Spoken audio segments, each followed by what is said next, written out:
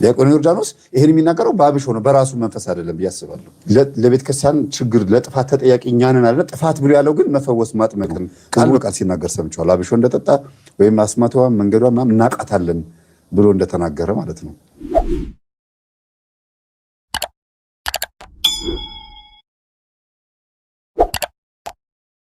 በእውነት ለመናገር ኢትዮጵያ አሁን እዚህ መከራ ውስጥ የገባችበት ምክንያት ምንድን ነው ብለዋል።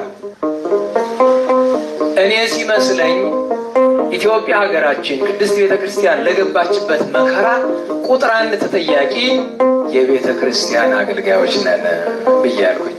እንዲህ ስትል እኮ ህዝቡን ነፃ ማውጣት ነው። ህዝቡ ሳላጠፋም አሉኝ አጥፍቷል። ያውም የበለጠውን የከፋውን ጥፋት ያጠፋው ህዝቡ ነው። ነገር ግን ቅድሚያ ተጠያቂነቱ ከአገልጋዩ ራስ አይወርድም። ምክንያቱም አገልጋዩ የተቀመጠ በጉን ለመብላት አይደለም። እረኛ የሚቀመጥ በጉን አርዶ ለመብላት ሸልቶ ጠጉሩን ልብስ አድርጎ ለመልበስ አይደለም። መጀመሪያ የሚቀድመው ምንድን ነው? መንጋውን መጠበቅ አለበት። መንጋው መጠበቅ አለበት። ደህና ዋላችሁ። እቺ ደህና ዋላችሁ የሚላት ነገር እሱ የሚታወቅባት ነገር ነች። ግን ምንድነው የሰማችሁኝ ነው ማለቱ ነው። ከኔ ጋር ናችሁ እንደማለት ነውና ሙሉ በሙሉ ሰው እንዲሰማው ነው የሚፈልገው። አጠቃላይ እንዲደመጥ የሚፈልግ ሰው ባህሪ ነው ይባላል። ትኩረቱ ላይም ደግሞ ትምህርቱ ላይም ትኩረት እንዲያደርጉን ፈልጎ ሊሆን ይችላል። ግን እንዳለ ትምህርቱ ላይ በሙሉ ደህና ዋላችሁ ይላል መሀል ላይ። እግዚአብሔር ይመስገን ሲሉት ምን ማለት የተኛ እንዲነሳ የፈዘዘ እንዲነቃ ያዳመጡት እንደሆነ ማረጋገጫ ነው ማሳያው። ግን ይሄ አስተሳሰብ ያባባሉ ጥሩ ሆኖ ሳለ መደመጥ ብቻ መፈለጉ ደግሞ ይከብዳል። ማዳመጥ አለመፈለጉ፣ ማመዛዘን አለመፈለጉ ደግሞ ይገርመኛል። ዲያቆን ዮርዳኖስ ማመዛዘን ማዳመጥ አለመፈለጉ፣ እንደገና ደግሞ በወንድማማች ፍቅርነት ተደዋውሎ በውስጥ በኩል እስቲ እናውራ፣ እስቲ ይሄ ነገር እንዴት ነው፣ ይሄ ነገር እንዴት ታየዋለህ ተባብሎ በፍቅር ለመነጋገር በፍጹም አለመፈለጋቸው እኔ ብቻ ልደመጥ ትክክል ነኝ ማለታቸው የአብሾ ውጤት እንደሆነ ራሱም ተናግሯል። አብሾ ጠጥተናል፣ የሚያዋጣ መስሎን እኮ እኛም ሄደናል እኮ እንደዚህ አይነት ነገር ላይ እኮ ሞክረናል ምናምን ብሎ ሲናገር አስታውሳለሁ። ቪዲዮን ስላላገኘሁት ነው። ካገኛችሁት ላኩልኝ፣ በእንትን ላይ በቴሌግራም ላይ ላኩልኝ ይሄን ቪዲዮ ካገኛችሁት። ግን እኔ ቪዲዮን ስላጣሁት ነው። ቃል በቃል ሲናገር ሰምቻለሁ። አብሾ እንደጠጣ ወይም አስማቷ መንገዷ ምናምን እናቃታለን ብሎ እንደተናገረ ማለት ነው።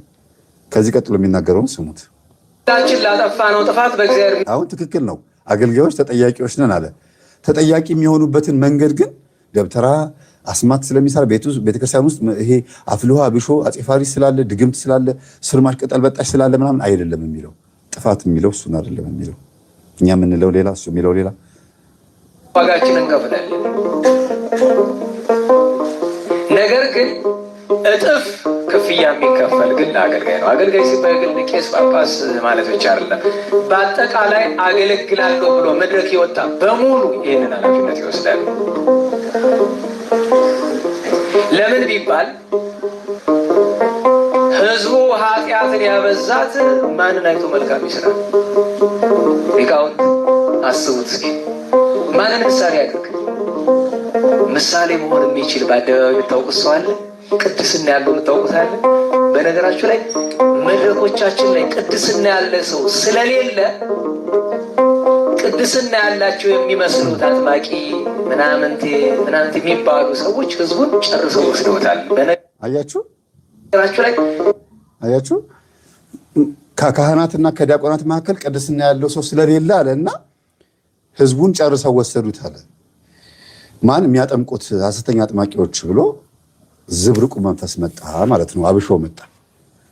ለምን እኔ አብሾ ለምን አልኩት፣ ለምን ዝብርቅ አልኩት የሚለውን እናንተ ትረዳላችሁ፣ ይገባችኋል ብዬ አስባለሁ። ግን በደንብ አስተውላችሁ አዳምጡ ቤተሰቦቼ።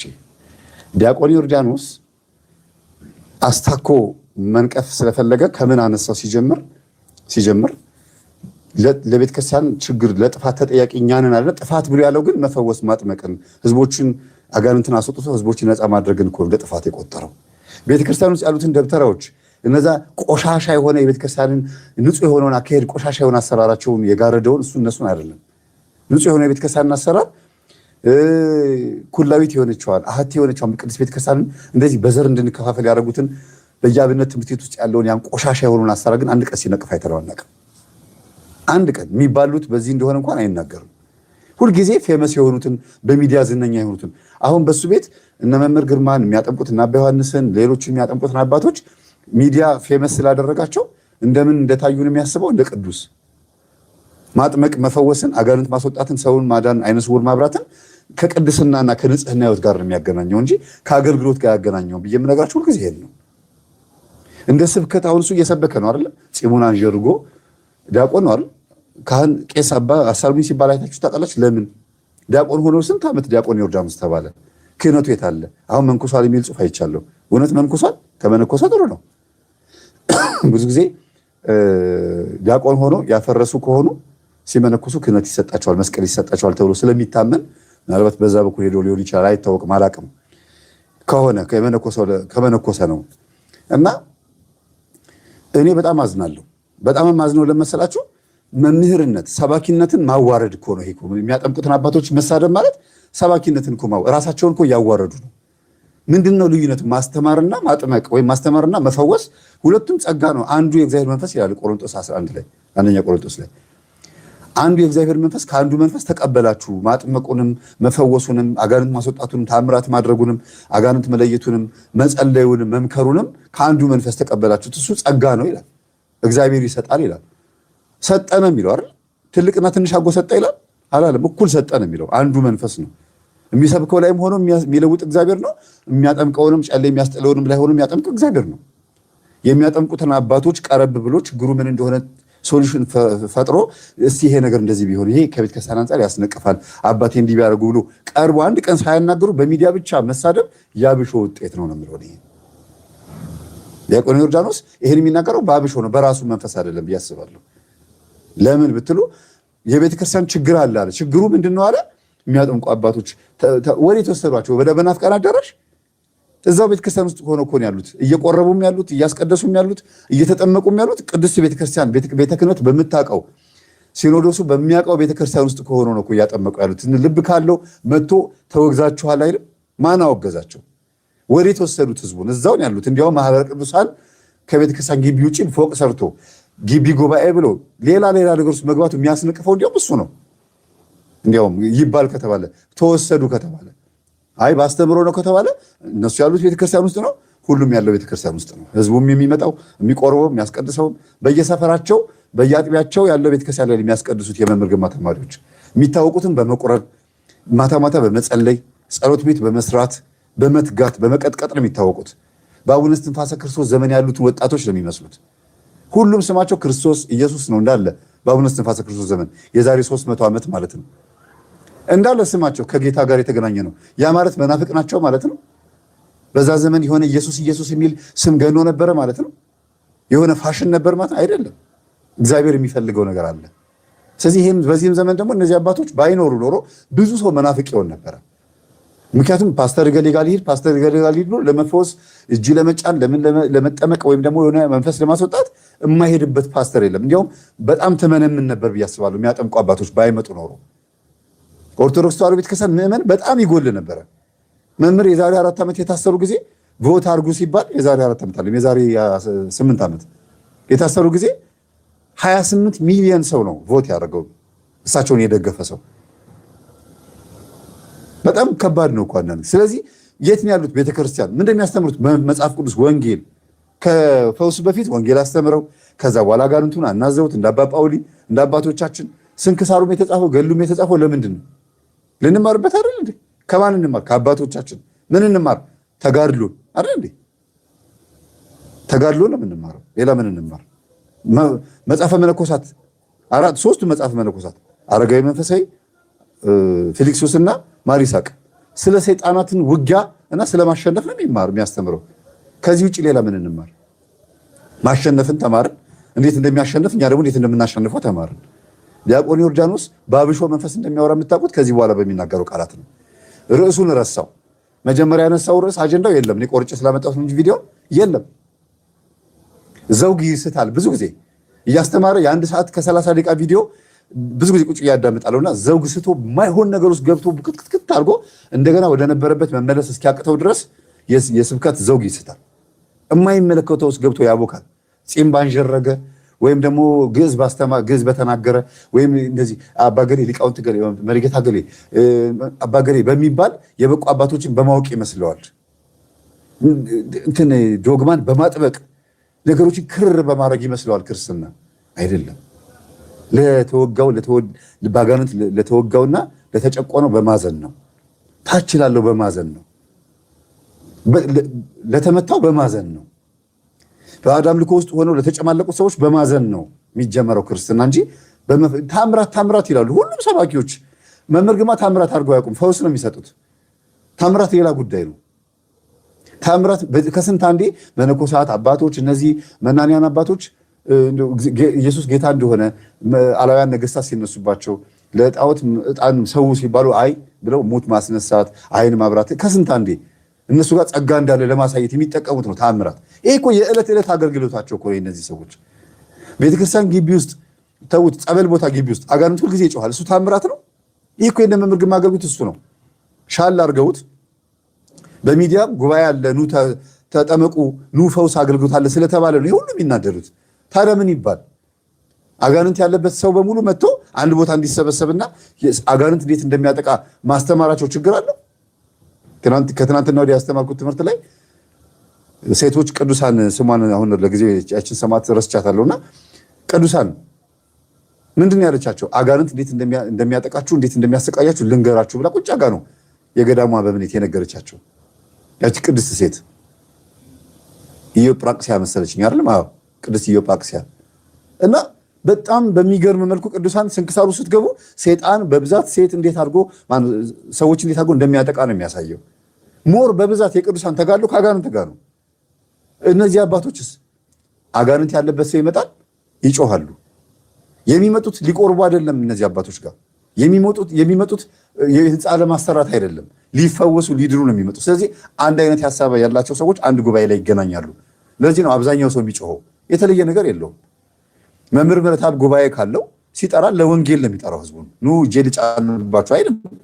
ስለዚህ ለወንጌል የመጣ ሰው ሲሰበሰብ ወንጌል ሰምቶ ዘምሮ ይለያያል፣ አንድ ሀሳብ ስላላቸው። ፈውስስ ፈውስ ሲሆንስ አንድ ሀሳብ ያላቸው ናቸው። በቤታቸው የሰገዱ የጾሙ የጸለዩ የቀጠቀጡ ሰዎች ናቸው የሚመጡት፣ ድጋሚ የሚመጡት። ስለዚህ ዲያቆን ዮርዳኖስ በአብሾ መንፈስ እንደሚያወራ ምልክቱ ዘውጉን ስቶ የማይሆን ነገር ውስጥ ይገባል። ከዛ ወደ አጥማቂዎቹ ሄዱና ጥልቅ ብሎ ሌላ ነገር ውስጥ ይገባል። የጀመረው እኮ አጥፊዎቹ ያጠፋ ነው እኛ አገልጋዮች ነን እኛንን ያጠፋ ነው እያለ ነው። ግን አጥፊው እኛንን ሲል የመሰለኝን የመጀመሪያ ስሰማ እውነት ነው ይሄ ልጅ የሚያወራው ነገር። ቤተክርስቲያን ውስጥ ብዙ ጥፋት አለ፣ ብዙ ችግር አለ። እነዚህ የሚያጠምቁትን አባቶች ባገዛቸው በዚህ ንግግሩ ብዬ ገና አስቤ ሳልጨርስ ሐሰተኛ አጥማቂያን ህዝቡን የወሰዱት እኛ ሰነፍ ስለሆነ ነው ብሎ ቁጭ አለ። ይሄ የሚያሳየው ምንድን ነው? ፍርደ ገምድልና በግማሽ አይን ማየት ነው። በግማሽ አይን በሙሉ አይን አለማየት። አንድ ስቴዲየም ውስጥ ጓደኛማቾች ኳስ ሊያዩ ገቡና አሉ አንደኛው አንድ አይን ያለው አንደኛው አይኑ የለም። ይቅርታ እንግዲህ አንድ አይን ባላቸው ያሾፍኩኝ አይደለም፣ በሁኔታው ነው በገጠመኙ ነው የምናገረውና ኳሱ በገባ ቁጥር ይላል። ከ45 ደቂቃ እረፍት በኋላ ኳስ ተጫዋቾቹ ጎል ተቀያየረው አሁንም ጎል ሲገባ ይላል። ከዛ ጓደኛው ዞር ብሎ ለማን ነው የምትደግፈው? ከ45 ደቂቃ በኋላ ጎል ተቀያይረዋል። እዚህኛው ላይ ሲገባ እዚህኛው ላይ ሲገባ ትላለህ። ለማን ነው የምትደግፈው አለው ይባላል። ለምን? የሚያየው በአንድ አይኑ ስለሆነ ነው። በዚህኛው አይኑ ብቻ ስለሚያይ ማለት ነው። እና ይሄ ሰውኛ ነው ነጋችሁ። በመንፈሳዊ ህይወትም ስታዩት ሁልጊዜ ይሄ አጠገባችን ስላለው ነገር ብቻ የምናስብ ከሆነ ሩቅ ያሉትን ሰዎች ማዳን አንችልም። ለዚህ ነው ቅዱስ ጴጥሮስን ጌታ ምን አለው? መረብህን ወደ ጥልቁ ጣል፣ መረብህን በቀኝ በኩል ጣል፣ መረብህን በስሜ ጣል አለው። በሶስት ነገር ወደ ጥልቁ በቀኝ በስሜ ጣል አለው። ይሄንን ማድረግ የሚችል ሰባኪ ካለ እነ መምህር ግርማን የሚደግፍ እንጂ የሚነቅፍ አይሆንም። ዝም ብሎ አብሿም እንደፈለገ ሲያወራ ማይክሮፎን ጨብጠዋል። ከዛ እነሱ ስማቸውን ያበላሻሉ።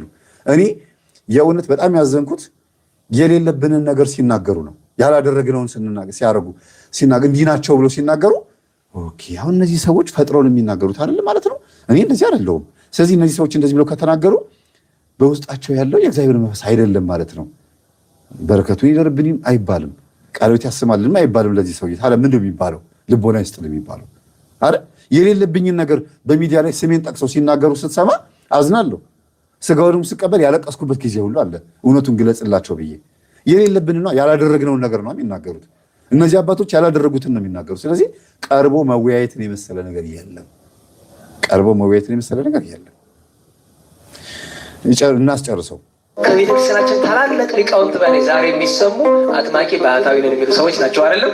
ለምን በሌላቸው ቅድስና የላቸው፣ ነገር ግን መገለጥ አለን፣ ተአምር እንሰራለን፣ ድውይ እንፈውሳለን ይላሉ። ሰይጣን ደግሞ በምትሃት ያደርግላቸዋል። ተናዋላቸው ሲሞን መሰሪ በሮሜ ሀገር በሮሜ ግዛት ውስጥ መሰሪው ሲሞን ሰዎች ናቸው አይደለም? ለምን በሌላቸው ቅድስና የላቸው፣ ነገር ግን መገለጥ አለን፣ ተአምር እንሰራለን፣ ድውይ እንፈውሳለን ይላሉ። አሁን ስንክሳር ውስጥ ሰሞኑን ሳነብላቸው የነበሩ አባቶች የፈውስ ጸጋ ተሰጣቸው፣ ሴቷም ጭምር የፈውስ ጸጋ ተሰጣቸው፣ ሀብት ተሰጣቸውና ሰዎች ማዳን ጀመሩ አለ። አሁን እነዚህ ሰዎች እኔ አድናለሁ፣ ፈውሳለሁ፣ ኑ እኔ ጸጋ ተሰጥቶኛል ብለው ነው ወይስ ምልክት ታይቶ ነው? አንድ ካህን መስቀል ይዞ ሰዎችን ሲያጠምቅ ወይም ደግሞ የሆነ ነገር ሲጸልይላቸው ጮኸ። ከዛ በኋላ ሌሎችን ሰዎችም ለማዳን ደግሞ ልቡ ተነሳሳዊ እንደዚህ ከሆነ እግዚአብሔር ጸጋዬን አብዛልኝና ሰው ላድን ብሎ ስላለ እኔ አድናለሁ፣ ጸጋ አለኝ፣ እኔ ቅዱስ ነኝ እያለ ነው። እንዴት ነው የሚያስቡት? ግን ይኸውላችሁ የሚያጠምቁትን አባቶች ስለማይወዷቸው ብቻ ሁልጊዜ እንከን ማውጣት፣ ሁልጊዜ ሕጸጽ ማውጣት ነው ስራቸው። የሰባኪያን ብልግናቸው በጭፍን አንድ አቅጣጫ ብቻ ማሰባቸው ነው የሰባኪያን ብልግናቸው። ከዛ ውስጥም አንዱ ዲያቆን ዮርዳኖስ ነው።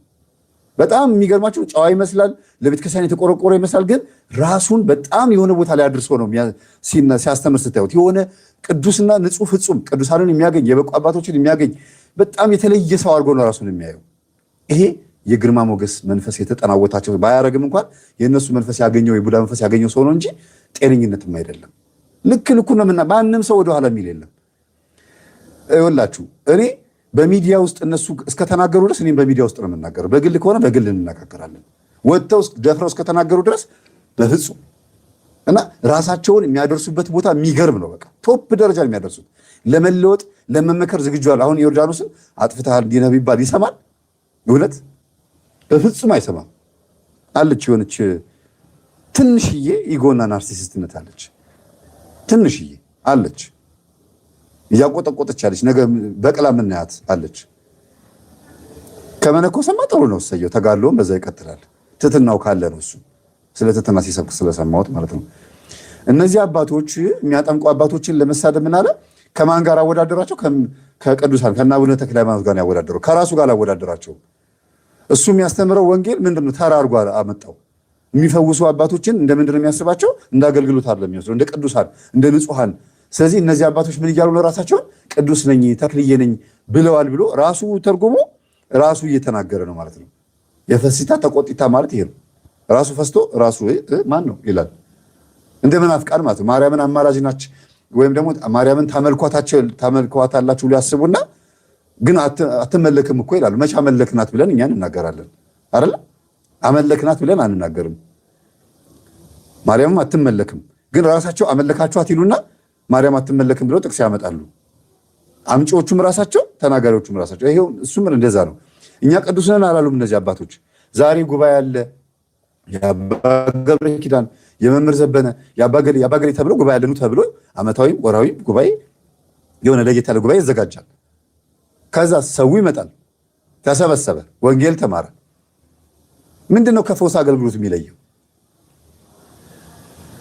ይሄ ፈውስ አገልግሎቱ ልክ እንደዛ ነው እኮ። ተጠሩ ሰዎቹ በቃ መጡ። ምንድነው ለውጥ? ከዛ ጋንንቱ ለፈለፈ። ይሄን ደግሞ ከአባ ጳውሊ ታሪክ ጋር ከተለያዩ አባቶች ጋር አገናኘ ነው። አባ እንጦንስ፣ አባ መቃርስ ያደረጉት ነው። ሁሉም መነኮሳት ያደረጉት ነው። የትኞቹም አባቶች ደግሞ ያደረጉት በስንክሳር የተጻፈልን ይሄ ሁሉ ታሪክ የምታዩት ይላችሁ። ይሄ ሁሉ ታሪክ የምታዩት ስንክሳሩ፣ ይሄ ሁሉ ታሪክ አረ ከዚህ በላይም አለ መጽሐፈ መነኮሳት። ይሄ ሁሉ ስንክሳር የምታዩት የቅዱሳን ተጋድሎ እኮ ነው አይደል? ታዲያ ለምን ተጻፈኛም ለኛ ማያስፈልግ ከሆነ ስንቶቹ አባቶች ህይወታቸው ለምን ተጻፈ? እሱ ራሱ ቅዱስ ፊቅጦር ይላል፣ ሰማዕታት ይላል፣ ቴዎድሮስ ይላል። ምናምን በቃ የማያወራው ነገር የለም። የቅዱሳንን ታሪክ ያመጣና ከእነሱ እንድንማር ያደርጋል። ከተማረ በኋላ አንድ ሰው ታዲያ ለውጥ አያመጣም? በህይወቱ ላይ ጸጋ አያድርበትም ነው? በዚህ ዘመን እግዚአብሔር ጸጋ የለም ነው። የሚያጠምቁ የሚፈውሱ አባቶች በዚህ ዘመን ትክክል አይደሉም። ወንጌል ብቻ ነው ትክክል። የቤተ ክርስቲያን ስልጣን አይደለም ማጥመቅ መፈወስ። ምንድን ነው የሚያወሩት? ምን አይነት ቀይ ብርብር ያለባቸው ሰባኪዎች ነው የመጡብን? እንዴት ነው ገብተው ጠልቀው ቢያንስ መስገድ፣ መጾም፣ መጸለይና ጸጋ መጠየቅ መለመን ለኔም ስጠኝ ማለት አንድ ነገር ነው እግዚአብሔርን። ካልሆነ ደግሞ መከታተል ነው፣ ወይም መጥቶ ፊት ለፊት መጋፈጥ ነው፣ ወይ ደግሞ የማያውቁት ነገር ካለ መማርና መቀላቀል ነው። እንደው ዝም ብሎ ጭፍን በቃ ማይክራፎን ተሰጠኝ ተብሎ መድረክ ተሰጠኝ መጽሐፍ ገለጥኩ ብሎ ዝም ብሎ መቀደድ፣ በቃ ማውራት ማውራት ማውራት። የሚያጠምቁ አባቶች ላይ ሁልጊዜ ሐሰተኛ አጥማቂ ብሎ ራሳቸው ስም ሰጡ። ከዛ በኋላ ደግሞ ለዛው ስም ደግሞ ምን መልስ ይሰጣሉ? ስም ሰጥተው ለስሙ ደግሞ መልስ ይሰጣሉ። እነዚህ እኮ ካህናት ሆነው እያገለገሉን ያሉት አስተዳደር ላይ ችግር እንዳለው ሁሉ ቤተክርስቲያን ላይ አገልግሎት ችግር ካለ መጥቶ መናገር ነው። ጸጋ እግዚአብሔር ያደረበትን ሰው ማንቋሸሽ ማለት ክርስቶስን ማንቋሸሽ። ለምሳሌ የቆረበን ሰው ማማት ማለት ይላሉ አባቶች፣ የቆረበን ሰው ማማት ማለት ክርስቶስን ማማት ነው። ቆርቦ የመጣን ሰው ማንጓጠጥ ማንቋሸሽ ማለት ክርስቶስን በኩርኩም እንደመምታት ነው ይላሉ አይደል? እነዚህ ሰዎች ዲያቆን ዮርዳኖስና መሰሎቹ ማለት በአጠቃላይ ምሳሌ አድርገው የሚያቀርቧቸው ቅዱሳንን እኛም እንወዳቸዋለን። እኛም የእነሱ ምሳሌ ይዘን ነው የምንሄደው። ምንድን ያጠፋ ነው? እነሱ ተቀበሉ የሚሉትን ስጋና ደም ነው የምንቀበለው። የራሳችን ስጋና ደም አላዘጋጀን፣ የራሳችን ቤተክርስቲያን አላዘጋጀን። ስገዱ ይባላል፣ እንሰግዳለን፣ እንጸልያለን በየቤታችን። ሰይጣን ላይ ንቁበት ይላል መጽሐፍ ቅዱስ፣ ነቃንበት። ከዛስ በቃ ሌላ ነገር አልተደረገም እኮ። ምንድን ነው የተከናወነው በቤተክርስቲያን ውስጥ? ምን አይነት እግዚአብሔርን የቀነጨረ የሆነ አመለካከት ነው ያላቸው። እውቀቱ እንዳለ ሆኖ እርግጠኛ ነኝ እንደዚህ ከሆነ እውቀቱ ራሱ ካብሾ ነው የመጣው ማለት ነው። የሆነ አፍልሆ ጠጥቶ ነው እንደዚህ የሚሆኑት። ግዙም ምኑም የሚያነበን እንዲያውም የፈሲታ ተቆጥታ የፈይዱላ ነው መሰለኝ። ድሮ በአብነት ትምህርት ቤት ውስጥ ሆነው የሆነ ነገር ያደረጉ ሰዎች ናቸው ሁልጊዜ እንደዚህ አፋቸው የሚከፍቱት። ዝም ብለው ከመተንሶ እንደዚህ አያወሩም። ችግር ያለባቸው ስለሆኑ ነው። ሌላ ሊሆን አይችልም። ቃል ደግሞ በምትሃት ያደርግላቸዋል። ተናዋላቸው ሲሞን መሰሪ በሮሜ ሀገር በሮሜ ግዛት መሰሪው ሲሞን በሐዋርያት ሥራ ምዕራፍ 8 የምታገኙት መሰሪው ሲሞን ሐዋርያት በሀገሪቱ ስላልነበሩ የነበሩ ክርስቲያኖችም ልባቸው የጸና ምሳሌ የሚሆናቸው ሰዎች ስላልነበረ ገብቶ ያስታቸው ነበረ። በምትሃት ታምራት ያደርግ ነበረ። ተውት ሌላውንና በረቂቅ ያጋንንት ኃይል ወደ ደመና ያደርግ ነበረ። ሲሆን ሰው ሲያደርግ አይታችሁ ታውቃላችሁ? እንዴት ባላችሁ። አሁን ያሉት ሰዎች መቼ መጎራበራን ጋኔን አወጣን ይላሉ አይደለም? ወደ ላይ ሲወጡ ግን አላየናቸውም አይደለም? ሲሞን መሰሪ እነ ናኦስ ግን እንዲህ ያደርጉ ነበረ። ይህም ባለጌ ያያችሁት እውነት ዲያቆን ዮርዳኖስ በጣም ባለጌ መሆኑ የምታውቁት በምንድን ነው? እነዚህ የሚያጠምቁትን አባቶች ከሲሞን መሰሪ ጋር ማገናኝ። እንዲያውም ደብተራ ነው ከእነሱ ጋር መመሳሰል ያለበት። በደመና ተጭኖ የሚሄዱ እነ ተዋናይ በየገጠር ክልሉ ለእኔ ግብር አምጡ እያሉ ህዝቡን እያስፈራሩ በረዶ አዘንባለሁ እያሉ እነሱ ናቸው ከሲሞን መሰሪ ጋር መነጻጸር ያለባቸው። የገዳምና የቤተ ክርስቲያን ጓሮ ላይ አብሾና አፍልሆ የተከሉትን እነሱ ናቸው ሲሞን መሰሪ መባል ያለባቸው። ህዝቡን በመተት ያደነዘዙ ለሰርከስና ለትርኢት ለአንዳንድ ገንዘብ ልቅምቃሚ ብለው መጫኛ እያቆሙ እንጎቻ እየሰለቡ ህዝቡን መስተፋቀር እንደዚህ ያደርግልሃለሁ እንደዚህ የሚሉት ናቸው ሲሞን መሰሪ። እዛው አብነት ትምህርት ቤት ውስጥ የተለማመዱት ናቸው ሲሞን መሰሪ፣ ሌላ ማንም አይደለም። እናንተ እዛው አብነት ትምህርት ቤት ውስጥ ያላችሁ ተፈታታሹ ሲሞን መሰሪ ማን እንደሆነ። እነዚህማ እያጋለጡ ያሉት ሲሞን መሰሪን ነው ራሱን። አሁን እነዚህ አባቶች ታምራት ነው የሰሩት። እንደው እስቲ እነ መምህር ግርማ እውነት ታምራት ሰርተው ያውቃሉ እንዴ? ሰውን ማዳን ታምራት ማድረግ ነው እንዴ? አይደለም። ታምራት ማድረግ ለአሕዛብ ነው። ክርስቲያንን ማዳን አጋንንትን ማስወጣት በዚህ ዘመን አጋንንት ህዝቡ ላይ ይጮትበት። እሺ የት ይሂድ? እንዴት ብሎ ስለ ጠላቱ ይወቅ? ማን ነው ስንክሳርን ማን ነው መጽሐፈ መነኮሳትን ተርኮ ጠላታችሁን ወቁበት ያለ? ታዲያ የትኛው አባት ነው በስልጣንና በዘረኝነቱና በሌላ ነገር በዝሙት ከመውደቅ ውጭ በዝሙት በገንዘብና በአስማትና ድግምት ከመውደቅ ውጭ አገልጋዮች ሌላ ያደረጉት ነገር ምንድን ነው? እነ መምህር ግርማ እነ አባ ዮሐንስ እነዚህ እነ ቀሲስ ሄኖክ ወይም የሚያጠምቁ በተለያየ ቦታ ላይ መንፈስን የሚያውቁ ሰዎች የሚያጋልጡ ሰዎች እኔንም ጭምር ከሆነ ማለት ነው ልጆቻቸው ስለሆንኩኝ እኛን ነው ከሲሞን መሰሪ ጋር የምታነጻጽረው? አንተ ባለጌ! ይሄ እኮ ብልግና እኮ ነው፣ ቆሻሻነት እኮ ነው። እግዚአብሔርን ቅዱስ ቁርባን የምንቀበል አብረን እኮ አንድ ቤተ ክርስቲያን እግዚኦ ማርያም የምንል አሐዱ አብ ቅዱስ ሲባል አብረን እጃችን የምንዘረጋ እኮ ነን። ይሄ እኮ ብልግና እኮ ነው። ሲሞን መሰሪ እኮ ሐዋርያት እንዳደረጉት ላድርግ አላለም። ራሱን በራሱ ችሎ ጠንቋይ የነበረ ሰው ነው። አሕዛብ የሆነ ሌላ ሰው እኮ ነው። እንዴት ነው ከእነዚያ አባቶች ጋር የምታነጻጽረው? ይሄ እኮ ቆሻሻነት እኮ ነው። ድንቁርና፣ የልብ ድንቁርና፣ የጆሮ ሳይሆን የልብ ድንቁርና እኮ ነው። እንደዚህ እንድንመጣባችሁ እኮ የምትፈልጉት፣ እኛ እናወጣዋለን፣ ችግር የለውም። እያንዳንዱን የሚያረጉትን እናወጣዋለን። ሱሪውን ያወለቀውን ቄስ በቪዲዮ ነው ማወጣልህ። ሱሪውን አውልቆ የሰው ሚስት የሚደፍረውን በየቤቱ ጸበል ልርጭ ብሎ የሚሄደው በመስቀል እያታለለ ስንት ድግምት በስዕል በአንገት ማተብ በመዝሙረ ዳዊት እየደገመ ህዝቡን የሚያደነዝዘው እናወጣልሃለን ከፈለክ። እንዲህ ያለ ድንቁርና ለእነዚህ አባቶች አይገባቸውም ነበር። ህዝቡን ከምንፍቅና ያዳኑ፣ ጠንቋይ ቤት ከመሄድ ያዳኑ፣ ጨሌ ያስጣሉ ስንት አባቶች አሉ እኮ። ከቻላችሁ ይህን ማድረግ ነበረ። ሲሞን መሰሪ ማለት እኮ እጅግ እኮ ሲበዛ የመጨረሻ ጠንቋይ የነበረ ሰው እኮ። እንዴት እነዚህ አባቶች ጋር ይነጻጸራል? የታየሃቸውስ ምን ሲያረጉስ ሳየህና? በክርስቶስ ስም አጋንንት ከማስወጣት፣ በድንግል ማርያም ስም፣ በሚካኤል ስም አጋንንት ከማስወጣት ውጪ እንዴት ነው ሲሞን መሰሪ እንደዚህ የሚያደርገው? ይሄን አድርጓል ሲሞን መሰሪ? ምን አይነት ሰው ነህ አንተ? ይሄ በክትነት ይባላል። በክት ምንድነው? አዛባው ምኑም ተደበላልቆ ሁሉ ነገር ቆሻሻ ተደበላልቆ የተረገጠ ማለት ነው። የፈርሱ ምኑም የተደበላለቀ ማለት።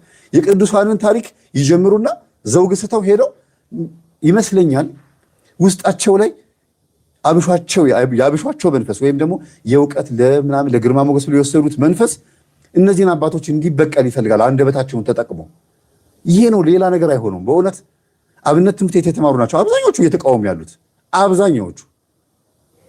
ስለዚህ እነ መምህር ግርማ እድሜያቸውን ያስረዝምልን። ገና ይቀጥላል። መምህርም ሲናገሩ ሰምታችኋል። ገና እንቀጥላለን ብለዋል። ገና ይቀጥላል ብለዋል።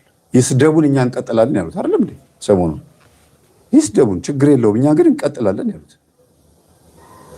እስቲ እንግዲህ ምስክሩ መጽሐፍ ነው።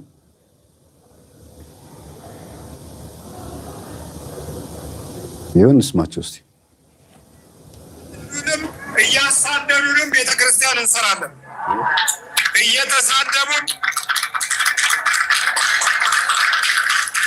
እያዋረዱንም እያሙንም መተት ነው አስማት ነው ጠንቋይ ነው እያሉ አባት ሆይ የሚያደርጉትን አያውቁምና ይቅር በላቸው።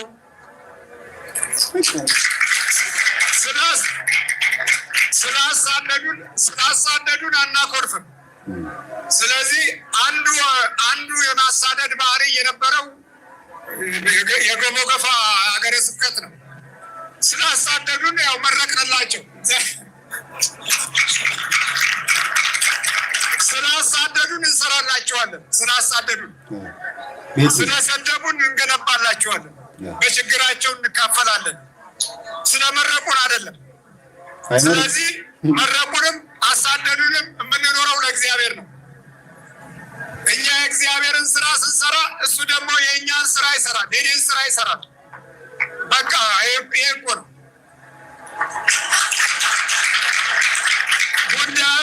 ጉዳዩ። ከሚያሳድዱን ጋራ ሳይሆን ከሚመራን ጋራ ነው፣ ከእግዚአብሔር ጋራ ነው። እየሰማችሁ ነው? ከሚያሳድዱን ጋር ጉዳይ የለንም። የሚመራንን ኃይል ከያዝን ባለቤቱ እሱ ስለሆነ እዚህ ያደረሰንም እሱ ስለሆነ በዚህ መካከል ያው ኃይላችን እግዚአብሔር ነው። ኃይሉን ደግሞ ሲገልጽ ምልክቱ ይሄ ነው። ይሄ የአስማት ምልክት አይደለም። የመተተኝነት ምልክት አይደለም። የሰይጣን ዘር ምልክት አይደለም። የሰይጣኑማ ትውልድ ይኸው እያያችሁት ነው። ይኸው ከአቅም በላይ ነው እኮ ስንቱ ቦታ ይኮን የእነሱ እገዛ ስለሌለ የእነሱ እርዳታ ስለሌለ ነው የተቸገራችሁት። እግዚአብሔር ምሕረቱን ያብዛልን። እግዚአብሔር ይስጣቸው፣ ምሕረቱን ያብዛልን። ሌላ ነገር አለ። እያሳደዱንም ቤተክርስቲያን እንሰራለን እየተሳደቡ። ይሄ በጣም ወሳኝ የሆነ ቃል የተናገሩት። እድሜያቸውን ያስረዝምልን ያቆይልን ለኛ። እሳቸውማ በቃ ሁሉ ነገር አልቋል ነው የሚሉት። በቃ ደክሞኛል የሚሉት ግን ያበርታልን። ሌላ ምንም አንልም። ግን በዚህ አጋጣሚ እያሳደዱን ቤታቸውን እንሰራላቸዋለን እየረገሙንም ከኛ የተማርነው ይሄንን ነው አሉ። እነሱ ምን ተምረው ይሆን? ከማን የተማሩት ነው እንደዚህ የሚናገሩት? ማንን የት አይተው ነው? እና በጣም ነው የማዝነው።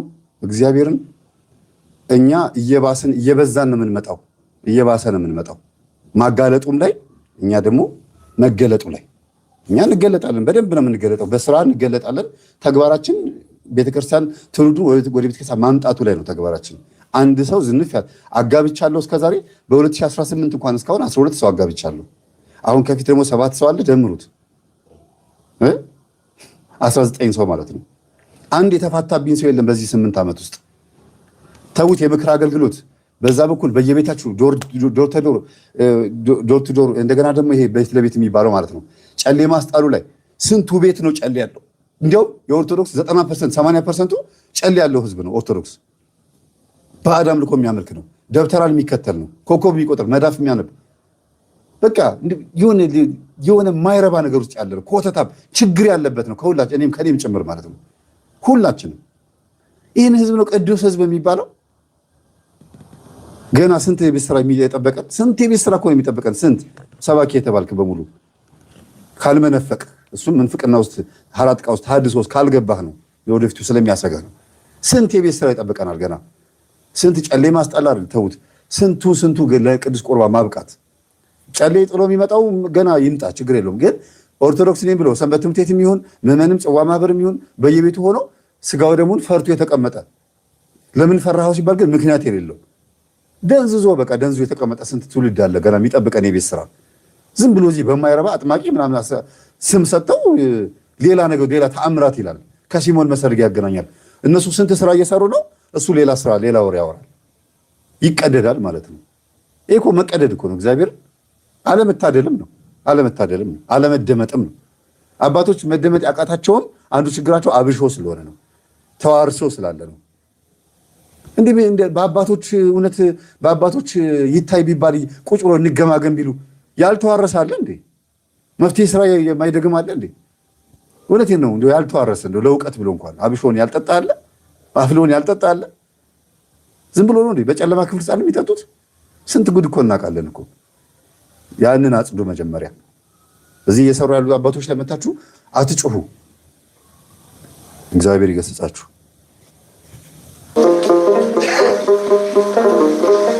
አስገራሚ ነገር አይደለም። በነገራችሁ ላይ ሞት ማንሳት ምን ያስገርማል? ደህና ዋላችሁ? አያችሁት? ሞት ማንሳት ምን ያስገርማል አለ። ለተነሳው ሰውዬ ግን በጣም ትልቅ ነገር ነው። ንስሐ ይገባል። ከሞት የተነሳው ሰው ሲኦልን አይቶ ስለመጣ ንስሐ ይገባል። ሙት ያስነሱ አባቶችን አስነሳውን ከሆነ እያቃለላቸው ነው። ሙት ያስነሱ አባቶችንም እያዋረደ ነው ያለው። ሙት ያስነሳውንም የእግዚአብሔር መንፈስ እያቃለለ ነው ያለው። ምን ያስገርማል አለ። እንዴ ሞትን ከማስነሳት በላይ ምን የሚያስገርም ነገር አለ? ለመገረም ከሆነ ያስገርማል። እንዴ ሰው ከሞት ሲነሳ ትልቅ ነገር አለ እንዴ? ያየውን መጥቶ ይነግረናል። የእግዚአብሔርን ቸርነት እናደንቅበታል፣ እናመሰግንበታለን፣ እልል ይባላል። ስንቶቹ አባቶች ስንክሳር ላይ ከሞት አስነስተዋል። አሁንስ ከሞት የተነሱ የሉም በየጸበሉ ላይ። ይሄ ሁሉ የሚያጠምቁ አባቶችን ለማቃለል እኮ የሚያመጣው ነገር ነው። ግን በዛውም የቤተክርስቲያንን ስልጣን እየተሳደቡ ነው። የመፈወስ የማጥመቅ ህዝቡን የማዳንን ስልጣን እየተሳደቡ ነው። በእኔ በኩል ለምን አላለፈም? በአልጋዬ በኩል በመኝታዬ በኩል አልፎ አጠምዝዞ ለምን በእኔ በኩል አላለፈም? የፈውስ አገልግሎት ለእኔ ቢሰጠኝ ምን ሆን ይሆን ብሎ አስቦ ያውቃል? ይህ አገልግሎት እኔ ላይ ቢሆን እንዴት ነበር የማገለግለው? የነካው ሰው በሙሉ ቢጮህ፣ የነካው ሰው በሙሉ አይኑ ቢበራ ቢድን። አንድ አዳራሽ አይሰራም ሰውዬ የሆነ ገዳም ላይ ቁጭ ብሎ በዚሁ ተሰለፉ አይልም? ይሄ ይላል፣ እውነት ይላል። ማህበረ ቅዱሳን ውስጥ ጸጋ ያላት አንድ ሴት ብትመጣ በቃ ጸጋው እንዳላት ከታወቀ በኋላ ምን ያደርጋሉ? ሰልፍ ያዙ ነው የሚሉት። መግቢያ ሁሉ ትኬት ሳይኖር ይቀራል። እና በእነሱ በር ካላለፈ ግን ጸጋ አይደለም ማለት ነው። እነሱ ያወቁት እውቅና ካልሰጡት ይገርማል። እንኳን ይህ አጭበርባሪው ማህበረሰብ ጥንት ቅዱሳን ሞት ያስነሱ በገዛ ስልጣናቸው ነው ወይስ እግዚአብሔር ያስነሳላቸው? ንገሩኝ። እግዚአብሔር ያስነሳው እኮ። ለእግዚአብሔር ሞት ማስነሳት ከባድ ነገር ነው? ለእግዚአብሔር ከባድ ነገር አይደለም። አሁን እሱ እያለ ያለው ሞት ማስነሳት ከባድ ነገር አይደለም አለና እግዚአብሔር ያስነሳላቸው አለ። እነዚህ አባቶች እኔ ፈወስኳችሁ አላሉ። እኔ አጠመቅኳችሁ፣ እኔ አጋንንታችሁን አሰጣሁላችሁ አላሉ። ጸጋ ባለኝ ጸጋ እግዚአብሔር በሰጠኝ ጸጋ እያስተማርኩ ነው። እንደዛማ ከሆነ ማን አስተማረ ሲል አሁን አልሰማችሁትም? እግዚአብሔር እያለ ነው አይደለ? ማን አስተማረ? እግዚአብሔር አለ። በማን ላይ ሆኖ? በሱ ላይ አድሮ ተገብቶት ነው። አሁን እሱ የማስተማር ስልጣን ተሰጥቶት ነው? እኔስ ተገብቶኝ ነው? አንደበታችን እውነት ንጹህ ሆኖ ነው? ለምን ማጥመቁና መፈወሱ ላይ አጋንንት ማስወጣቱ ላይ ብቻ እንደ ቅድስና ይታያል? ራሱ ጋር ያለውን ቅድስና ቢያከብረው ኖሮ የእነዚህን አባቶች ቅድስና ያከብር ነበር። አስደንቀው እኮ የመድኃኔዓለም የሚደንቀን እርሱ መሞቱ ነው። የመድኃኔዓለም የሚደንቀን የእርሱ ሞት ነው። ለእኛ ሲል የሆነው ተዋርዶ ነው። በጣም የሚያስደንቀው በእውነቱ ሰው መሆኑ ነው የሚደንቅ። ታምር መስራት ለእግዚአብሔር ምን ድንቅ ነገር አለው? ሰዎች ታምራት ሲሰሩ ለነገሩስ አሁን ኢንተርኔት ላይ ስትመለከቱ ማጂሻንስ የሚባል አለ። ማጂክ የሚባል እኛ ሀገር ምንድን ነው ስሙ? ማጂክ አስማት ጥንቆላ ጥንቆላ ወይም ደግሞ ምትሃት ነው የሚባል። አስማት አይባልም። አስማት ደግሞ ምንድን ነው? ስሞች ማለት አይደለም እና መጥፎ ነገር ነው። ንገሩኝ እንጂ ዝም አትበሉ። አያችሁ፣ ህዝቡ በቃ እንዲመልስለት እያደመጡት አዎ ልክ ነህ እንዲሉት ይፈልጋል። በጣም የሚገርም ይሄ ያልተጠና ያልታወቀበት እኮ ባህሪ ነው። ይሄ ራሱ ዝም ብሎ ማስተማር ያለበት፣ ዝም ብሎ ማስረዳት ከሆነ ማስረዳት ነው ያለበት። ህዝቡ ከሱ ጋር በጣም እንዲሳተፍ ይፈልጋል። አዎ ልክ ነህ፣ ትክክል ነህ፣ አዎ አይደለም ምናምን እያሉ ከሱ ጋር ሞር በብዛት ክሎዝ እንዲሆኑ ይፈልጋል። ለምን? ለንግግሩ ማረጋገጫ እንዲሆን ስለሚፈልግ። አሁን ምን እያደረገ ነው? ወደ ምን ሄደ ደግሞ? አሁን አስማት ወደሚለው ሄደ። አስማት የሚባለው ነገር ጽድቅ እንደሆነ፣ አስማት የሚባለው ነገር የእግዚአብሔር ስሞች ብቻ እንደሆኑና ያኛው አስማት እንደማይባል ራሳቸው ደብተሮቹ አስማት ነው የሚሉት የሚጠነቁሉበትን ስም ትክክል ከመጣ ካለው አይቀር አስማት አዎ ስሞች ማለት ነው። ግን ቅዱስ የሆኑ አስማትና እርኩስ የሆኑ አስማት ብሎ ቢለየው መልካም ነበረ። አሁን በደፈናው ምን አለ? አስማት ማለት እኮ ጥሩ ነገር ነው። የእግዚአብሔር ስሞች አሉ። ኢየሱስ የሚለው ስም፣ መድኃኒዓለም የሚለው ስም አስማት ነው። ስለዚህ ስሞች ማለት ነው። ይሄ መጥፎ ነገር አይደለም ብሎ ለደብተራ እያገዘ ነው ማለት ነው። የማይገናኝ ነገር አዳምጦት ትምህርታችንን እንደማያውቅ የእነዚህን አባቶች ትምህርት ገብቶ እንደማያዳምጥ እንደው ቢያንስ ቤተክርስቲያንን የሚወዳት ከሆነ ቻሌንጅ ለማድረግ እኮ ማዳመጥ አለበት አይደል እንዴ? በደንብ ነው ተዘጋጅቶበት ወረቀት ይዞ እስቲ መምህር ግርማ ማን ናቸው? ከመጀመሪያ ፈውስ ፕሮግራማቸው ቪዲዮአቸውን ከስር ጀምሮ አባ ዮሐንስን ከስር አይቶ ኤዲት አድርጎ ቁጭ አድርጎ በቃ ይሄ ነው እኮ ሰማዕትነት ማለት። አባቶች ነጭ ሰማዕትነት የሚሉት ይሄን ነው። ሊቃውንት ያን ጊዜ በወረቀት ነበረ፣ በብራና ነበረ። አሁን ደግሞ ቪዲዮ ላይ ባለው ቁጭ ብሎ አይቶ ለእያንዳንዱ መልስ መስጠት። ያን ጊዜ ጦርነት ይጀምራል ማለት ነው። በደንብ አድርገን እንመላለሳለን። ሲሰማ እያንዳንዱ ቪዲዮ ሲሰማ የህዝቡ ህመም ይገባዋል። ገብተው አዳምጠው ስለማያውቁ የህዝቡ በሽታ፣ የህዝቡ ህመም፣ ስቃዩ ከአጋንንት ጋር ያለው ፍልሚያ አይገባቸውም። ምእመኑ ላይ ያለውን ችግር አይረዱትም። እነሱ የሚያዩት መምህር ግርማ ላይ ያለውን አገልግሎት ብቻ ነው። እሱም ደግሞ እንደ አስማት እንደ ተአምራት ማድረግ ምናምን ሙት ማስነሳት ይሄ ዋና የሚባለው ላይ ያለውን የቅዱሳን ሊቃውንት ማነው መናንያን አባቶች ከስንት አንድ የሚያደርጉትን አላር እሱን ነው። ይሄ አገልግሎቱ ላይ አይደለም እያተኮረ ያለው። ቀን ተከን እንደው ቀሲስ ሄኖክ ምን ይላሉ? የጉልበት ስራ እኮ የባርነት ስራ ነው ይላሉ። በየቀኑ መታገል ከአጋንንት ጋር ናገባ ይዞ እንደዚህ በጸበል መቀጥቀጥ ከዛ በኋላ ውጣ አትውጣ ብሎ ከሱ ጋር መፋለም። አያችሁ የጉልበት ስራ ይሄ እኮ በጣም አይታችኋል። የመምህር ግርማ ጉባኤ አሁን ቅዳሜና እሑድ ከነገ ወዲያ ታዩታላችሁ። ህዝቡ ከመብዛቱ የተነሳ መምህር ማገልገል አቅቷቸው አቋርጠው ሁሉ በቤተ መቅደስ ውስጥ አድርገው በጓሮ በር የሚሄዱበት ጊዜ ሁሉ አለ። በጣም ከመብዛቱ ለምን? ብቻቸውን ናቸው። ማን ያገዛቸው? ይህን ሁሉ ግን ስራ መስራት የነበረበት ማን ነው? ልበ ንጹሐን የሆኑ ካህናት ተረድተው አግዘው መጥተው ማገዝ ነበረባቸው። 3-4 ካህን ተደርድሮ ማጥመቅ ነበረባቸው አግዘዋቸው። ተይዣለሁ ብሎ የሚመጣ ሰው ሲመጣ እንዴት ተበተን ይባላል? ታምም ያለው ብሎ የሚመጣ ሰው ሲመጣ እንዴት ተበተን ይባላል? እንዴ እኔ ችግር አለብኝ ብሎ የመጣ ሰው አንተ ጭንቀት ነው ያለብህ። መምህር ዘበን የተናገረው በጣም ያሳዝነው የዛሬ 6 ዓመት ጭንቀት ያለበት ሰው ሁሉ መጥቶ አጋንንት ነው ያለብኝ ይላል። ያደረገውን የሚያውቀው ህዝቡ ራሱ፣ ያመለከውን የሚያውቀው ህዝቡ። እኔ አውቅልሃለሁ ይላል። አንተ ጭንቀት ነው ያለብኝ እንጂ መንፈስ የለብህም ነው እንዴ? እንዴ ሰይጣን መስሎኝ ብሎ ይመለሳል ማለት ነው።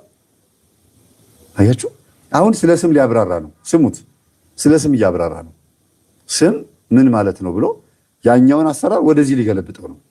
መድኃኒዓለም ከሙት መነሳቱን የሚገርመው አዎ ከሱ ጋር ማን ተነጻጸረ? እነዚህ አገልግሎት ነው ያዙት። እንግዲያውስ ረቡኒ ቢሉት አሁን ሰዎች እኔ ከክርስቶስ ጋር ልታወዳድሩኝ ነው ሊል ነው። መምህር ወይ ነው ያሉት። መምህር ስለተባለ ዲያቆን ስለተባለ እስጢፋኖስም ዲያቆን ተብሏል። ሰማዕቱ እስጢፋኖስ እሱም ዲያቆን ዮርዳኖስ የተባለ ይሄም የምታዩት በስም ከሆነ ያ ማለት የቅዱሱ የዲያቆኑን የስጢፋኖስን ጸጋና ስልጣን ይዟል ማለት ነው። እንደ ሰማዕቱ እስጢፋኖስ ፊቱ ያበራል ማለት ነው። ካሜራውን ያበራው እዛው ፊቱ ያበራል ማለት ነው። እንደሱ ተርትሮ መናገር ይችላል። እንደ መልአክ ፊቱ ያበራ ነበር እንደተባለው እሱም ዮርዳኖስም እንደዛ ነው ማለት ነው። ወይስ ባህር ዮርዳኖስ ዕዳ ደብዳቤያችንን ሰረዘችልን እንደተባለው እሱ ስሙ ዮርዳኖስ ተባለ እንደዛ ነው? ዕዳ ደብዳቤ የሚሰርዝ ሰው ነው መምህር ስለሆነ። እነ መምህር ግን ለምን እንደዚህ ይነጻጸራሉ? ሐዋርያት አጋንንት ስላስወጡ እና አቡነ ተክለ ሃይማኖት አጋንንትን ስላባረሩ ለምን ከነሱ ጋር ይነጻጸራሉ? አገልግሎት ነው ተባለ፣ አገልግሎት ነው በቃ መወዳደር የለባቸውም። ያ በድሮ ዘመን የነበሩት ቅዱሳን አባቶቻችን አርአያ ሆነው ሕይወት ሆነው አሳይተውናል ወንጌልን። እኛ ደግሞ ከነሱ ስር ተከትለን አጋንንትን ጻርኩስ መንፈስ እንለዋለን፣ ውጣ እንለዋለን። ይሄድላቸዋል ተብለናል፣ ይሄድልናል። ለምንድን ነው ሲሄድልን የሚቀኑት? ሲያዝልን ለምን ይቀናሉ? ሲጮህ ለምን ይቀናሉ? ያክስት ያጎታቸው ልጅ ነው ሲጮህ እንደዚህ የሚበሳጩት የሚንጨረጨሩት? ለምን ጮኸ ለምን ይላሉ? እና ተዋርዶ እኮ ነው የሚጮኸው። አቅም አንሶት እኮ ነው የጮኸው። አዋረዳችሁኝ እኮ ነው የሚለው። ሰይጣንን ሂድ በሉት ይሄድላቸዋል፣ ተቃውሙት፣ ከእናንተ ይርቃል ነው የተባለው። ወደ እግዚአብሔር ቅረቡ ወደ እናንተ ይቀርባል ተባለ። ይኸው እንደተባለው ለሁሉም ነው የተባለው። ይሄ ቃል ተመርጧል ተባለ። ለክርስቲያን በሙሉ ኢቭን ለአሕዛብም ተብሏል። አልነው፣ ተያዘ፣ ተገሰጸ። ምንድነው ቅናቱ ታዲያ? ለምንድነው ሰው በዚህ ልክ የሚቀናው? ምን አይነት ምን ይላሉ አባቶቻችን? ይሄ መናጢነት ነው ይላሉ። መናጢ ማለት ነው የግዕዝ ቃል ነው። እንደው ይሄን እንኳን መዘርዘሩ ማስፈለግ አይደለም። ግን ዘውጉ ላይ ስመጣ መናጢ የሚባለው አይነት ሰው ነው ይባላል። ይሄንን የተላጨ ይሄንን በሙሉ ተላጭቶ ባዶ የሆነ ሰው ነው። ይሄ ክብር የጎደለው ማለት ነው። ምንድነው ክብሩ ጺሙ ነው ይባላል አይደለም? ካህናት እንደዛ ሲሆን አያስጠላም? በሃይማኖታችንም ልክ እንደዚህ ሆነዋል። የሆነ ክብር ጎሏቸዋል። አቡነ ሽኖዳ ኢትዮጵያ መጥተው እንደተናገሩት እንዲህ ሽብሸባችሁ ሲያምር ይሄ ሁሉ ነገራችሁ ደስ ይላል፣ ግን እመቤቴ ስንት ጊዜ ተገለጠችላችሁ አሉ። ኧረ እኛ እንደዚያ ነገር አናውቅም ሲሉ የሆነ ችግር አለ ማለት ነው። በመካከላችሁ አንድ የሆነ ነገር አለ፣ መነቀል የሚገባው አለ። እንዳያውኳችሁ ይቆረጡ የተባሉ የሚያውኳችሁን ቁረጡ አለ ቅዱስ ጳውሎስ አይደለም? የሚያውኳችሁ ይቆረጥ አለ። የሆነ ውስጣችን ሆኖ የሚበጠብጥ አለ። አሕዛብ እጅ ላይ ያልተገኘ በአሕዛብ ዘንድ እንኳን ያልተደረገ በእናንተ መካከል አለ ይላል ቅዱስ ጳውሎስ ሲናገር አይደለም ሲናገር። ስለዚህ የሆነ በአሕዛብ እጅ ላይ እንኳን ያልተገኘ ቤተክርስቲያን ውስጥ አለ። በዚህ ቅጠል በዚህ መስቀል የያዘ ቤተክርስቲያን ያረከሳት የሆነ ቆሻሻ የሆነ ነገር አለ ቤተክርስቲያን ውስጥ። እሱ ነው ያሰደበን ያዋረደን። ቤተክርስቲያን በአሁኑ ሰዓት በፖለቲካውም በዘረኝነቱም ብልሽሽት ብላ እንደዚህ እንዳቡነ በጸሎተ ሚካኤል በ12ኛው መቶ ክፍለ ዘመን እንደነበሩት መነኮሳት አቡነ በጸሎተ ሚካኤል ያሳሰሯቸው እኮ መንግስት ንጉሶቹ አይደሉም። በዛ ዘመን የነበሩት አሸርጋጅ መነኮሳት ነበሩ፣ ለቤተ መንግስት የሚያሸረግዱ። እንደዛ ዘመን የሆነው አሁን ለዚህ ነው። አስማትና ድግምት አቡነ ዘርዓ ያዕቆብ በረከታቸው ይደርብን። ልጃቸውን እስከ ማሰቀል በአደባባይ እስከ ማሰቀል የደረሱት እኮ አስማትና ድግምት ስለሰራ ነው። የገዛ ልጃቸውን ንጉስ ሊሆን ነገ ልዑል ሆኖ ንጉስ ሊሆን የሚችል ልጃቸውን ንጉሱ አጼ ዘርዓ ያዕቆብ በአደባባይ ልጄ ድግምትና አስማት ተገኝቶበታልና ይሰቀል ብሎ በአደባባይ ያሰቀሉት አባት ናቸው። እና አጼ ልብነ ድንግል በ18 ዓመታቸው በልጅነታቸው ስንቱን ቃልቻ አውሊያውን በየቤተ መንግስታቸው ዙሪያቸውን አድርገው ከእመቤት ጋር የተጣሉት በዚህ እኮ ነው ያቆሸሹት። አሁን ደግሞ ባሰ ብልሽሽት አለ። ያው ቤተ ክህነት ውስጥ ለግርማ ሞገስ ተብሎ ያኔ ዲያቆን እያሉ መቼም ያዳቆነ ሰይጣን ሲያቀሰስ አይቀርም የተባለው ያኔ አቡነ ትምህርት ቤት እያሉ ያስገቡት መንፈስ አብሮ የሚበጥሰው ላይ ይደርሳል። በቃ ያዝ እንግዲህ። ስለዚህ እነዚህ አባቶች በማር ይጨፈለቃሉ ማለት ነው። ሲከፋቸው ቤታቸው ቁጭ ይላሉ፣ ሲከፋቸው ቤት ይቀመጣሉ። ትንሽ ዱላ ሲበዛባቸው ያው መቼም ቅር ይላቸዋል። አንዳንድ ጊዜ በጣም ያዝናሉ። በዚህ ልክ እንዴት እንደዚህ ይሆናል? እኛ ሊያግዙን ሲገባ ቤተክርስቲያንን ውስጥ ያለው ነገር እንደው የሆነ ነገር እናስተካክል ሲባል እንዴት እንደዚህ ያደርጋሉ ብሎ ያዝናሉ። ከዛ ደግሞ ይመጡና ደግሞ ያገለግላሉ። ብቅ ሲሉ ደግሞ እንደገና ደግሞ ዱላል። ይሄ በረከታቸውን መሰደባቸው በረከታቸውን እነዚህ አባቶች እንደዚህ አይነት ባሉት ጭፍን በሆኑ መምህራን ማለት ነው። በአንድ በኩል መልካም ነገር ይናገርና ዘብረቅ ሲያደርገው ደግሞ አብሾ ይመጣል። ለሰይጣን ጥብቅና ይቆማሉ። ለምን ተነካ? ለምን ጮኸ? እና ላይ ጮኸ ነው ታዲያ እግዚአብሔር ገስጾት። ይገርማል በጣም።